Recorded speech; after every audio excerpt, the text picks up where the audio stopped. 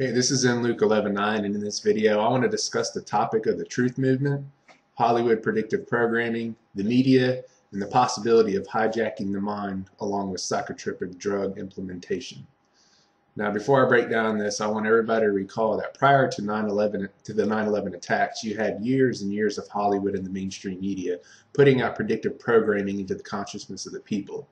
And now, if you don't know what I'm talking about, you can just search YouTube by typing in things like 9/11, Hollywood predictive programming, pre-planned attacks, and you'll find all sorts of compilations tying the event of 9/11 well in advance before it happened. So to get into what I want to discuss in this video, this topic came about after watching the opening interview with NBC's Chris Matthews and Connecticut Governor Daniel Malloy. Now, as with other mainstream news sources, these two were calling out the online Sandy Hook truthers. And now this isn't unusual, and we've been seeing this before, but in this, Governor Malloy took it to another level when he said that the Sandy Hook truthers are people who are just not well, and that anyone who prescribes to such a theory should not be trusted with anything. Now, after watching this, I started thinking about all the crap on television they feed to the public, and moved away from the media, and I started ending up on the subject of Hollywood. So here I started looking into the latest television shows being put forth, and this is when things started clicking in my head and how many of these new shows revolve around people who are mentally ill, people who think outside the box, and subjects about the belief in conspiracies and seeing things that other people don't see. So in this video, I'll be specifically talking about three new shows, and that's going to be The Cult, The Following, and Perception.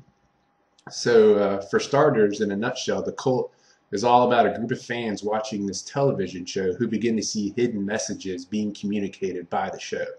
Now, this series is kind of like a show within a show, but so far, those who are seeing these hidden messages begin to follow them and end up becoming what are labeled true believers. Now, this made me think about those of us who see through all the crap put out by media in Hollywood, and how many of us can see the real messages being conveyed.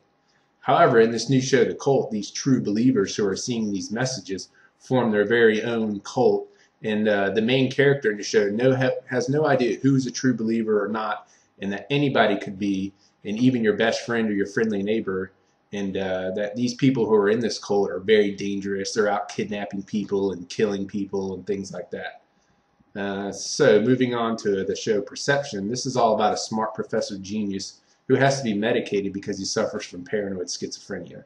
Now, the whole show is all about him solving crimes with his genius, but at the same time, he believes in all sorts of conspiracies and refuses to believe that the government is honest.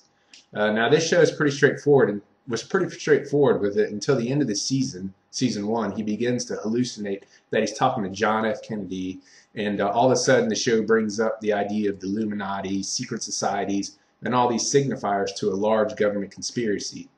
Yet in the end, the main character, and let's not forget that in all the other episodes that he was solving the crime, he was completely correct. But this time, he's wrong because he went too long off his medication. And ultimately, in this final episode, the season ends, and I'm talking about the one that they were talking about, the Illuminati conspiracy, and they do use the word Illuminati.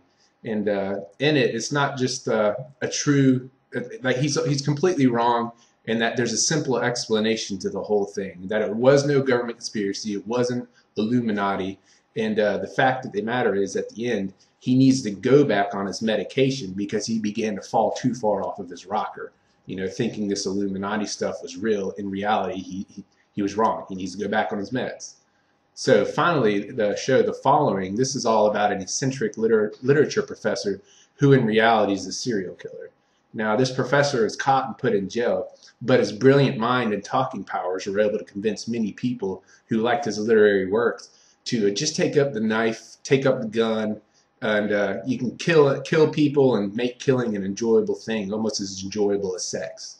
Now, keep in mind that the professor's followers were previously seen as loners in society who fell out of place, or people who never really fit in. It's kind of like those Adam Lanzas and James Holmes people that the media likes to put out like that.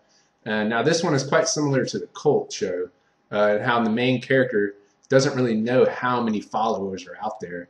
And this is kind of like the media presents to us when they discuss truth seekers, and how to them, they like to discuss it's this close-knit network of online people who are sick in the head and believe in conspiracy and believe in, Sandy Hook hoax and things like that. Trying to put that fear out that you don't know who is. It might be your next door neighbor.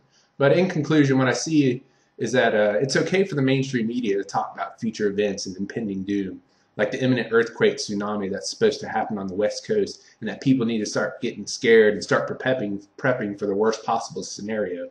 And it's okay for the media to call people sick and untrustworthy when the governments of yesterday, today, and tomorrow flat out lie to your face. And it's okay for all this because they're the authority. So you just have to trust them with everything. Even if they don't present you any proof, you just need to listen to them because they won't lie to you, which we all know is crap.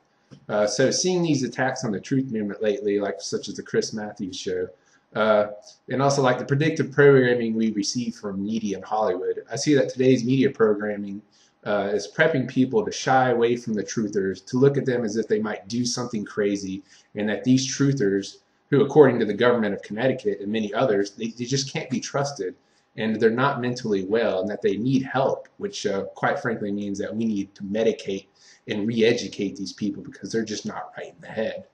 So therefore, to end this one, all we can do really is just pray that people will wake up. And now we all know how fast the DSM manual for psychologists has grown. It's growing at a rapid rate, and that they're always adding these new supposed disorders. And so the question is will they start putting out laws to medicate people who think outside of the box and call it some fancy Latin word for the DSM, so then they can just take you to a loony bin and start medicating you because you believe in some type of conspiracy or you're seeking the truth.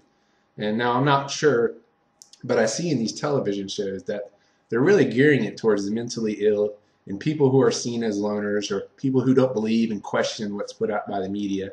And this whole trap that they're setting can easily be read as setting up the truthers as another form of domestic terrorism, and that these media's in Hollywood's grooming the public's opinion through these shows by putting out these shows that I discussed in this video, and calling us unwell and possibly dangerous, things like that. It's just kind of getting out of hand. And so that's all for now for this. I'll have other videos coming out to cover the topic of the Hollywood media. And so all we can do is just continue to pray, and I hope you all stay safe, and God bless you all.